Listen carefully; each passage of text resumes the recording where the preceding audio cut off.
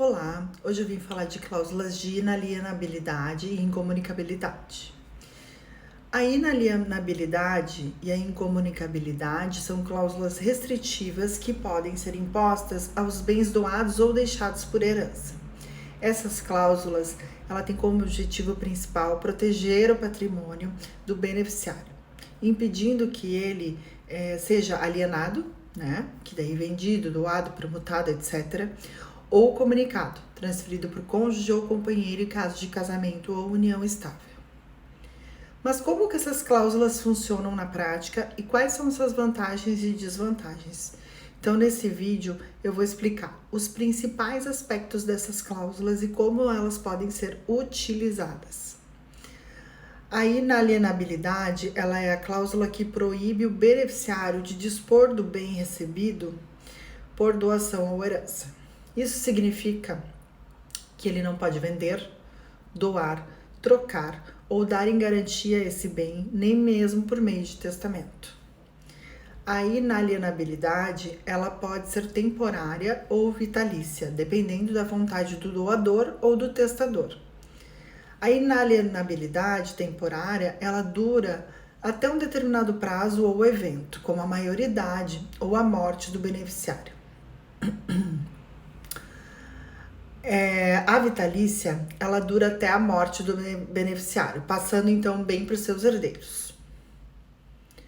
A incomunicabilidade, ela é a cláusula que impede que o bem recebido por doação ou herança se comunique com o patrimônio do cônjuge ou companheiro do beneficiário. Isso significa então que o bem ele não entra nem na comunhão de bens do casal, seja qual for o regime de bens adotado. A incomunicabilidade, ela também pode ser temporária ou vitalícia, dependendo da vontade do doador ou do testador. A incomunicabilidade temporária, ela cessa quando termina a causa que a motivou, como separação ou divórcio do casal. A incomunicabilidade vitalícia, ela permanece até a morte do beneficiário, passando bem para os seus herdeiros. As cláusulas de inalienabilidade e incomunicabilidade, elas podem ser aplicadas conjunta ou separadamente. Por exemplo, um pai pode doar um imóvel para o seu filho com cláusula de inalienabilidade vitalícia e incomunicabilidade temporária até o divórcio. Nesse caso, o filho não pode vender ou doar o imóvel em vida e nem compartilhá-lo com a sua esposa enquanto estiverem casados.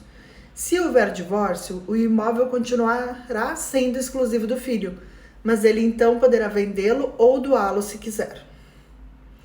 As vantagens dessas cláusulas são preservar o patrimônio do beneficiário contra eventuais dívidas, fraudes, má administração ou influência de terceiros, garantir a destinação dos bens conforme a vontade do doador ou testador, e evitar conflitos familiares ou conjugais pela disputa de bens. Também serve para favorecer a continuidade da propriedade na família. As desvantagens dessas cláusulas são limitar a autonomia e a liberdade do beneficiário sobre os bens recebidos, dificultando a gestão e a rentabilização desses bens. Gera custos adicionais com impostos e taxas, e criar situações de desequilíbrio patrimonial entre os herdeiros. As cláusulas de inalienabilidade e incomunicabilidade, elas devem ser expressas e motivadas na escritura de doação ou no testamento.